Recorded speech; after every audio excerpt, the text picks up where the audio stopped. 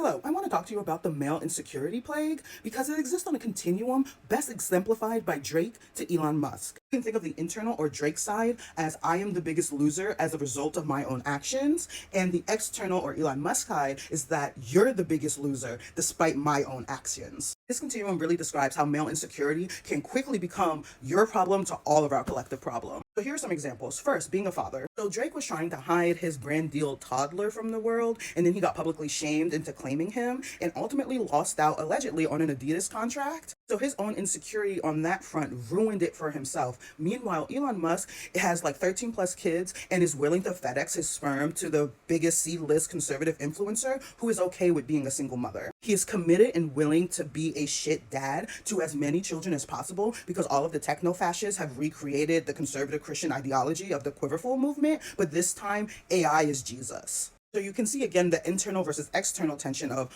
I'm kind of fucking up my own life to I'm fucking up as many people's lives as possible. Another example, Drake. Everyone was laughing at him, calling him soft. So in order to combat that, instead of addressing the root of his insecurity, he uses the veneer of like gun violence and like gangster machismo in order to hide the fact that he has a fraught relationship with black masculinity. It culminated into him wearing a smoking bullet hole filled shirt, and everyone just continued to laugh at him. Again, he is the biggest victim of his own insecurity. Conversely, when confronted with the same issue of not being liked, Elon Musk went on to buy Twitter and then saw that the only people that were really fucking with him consistently were thinly veiled crypto fascists. So now he's bought the website turnedintominecomp.com and nobody still likes him, but we have lost the utility of Twitter. You have their insecurity with their own backgrounds. Drake doesn't want to admit that he was a child star that was raised predominantly by his white mother because then that ruins the veneer of toughness that he has created, while Elon Musk is very much all about denying the fact that he is a nepo baby that benefited from apartheid emerald mines because that ruins the story of like the self-made man.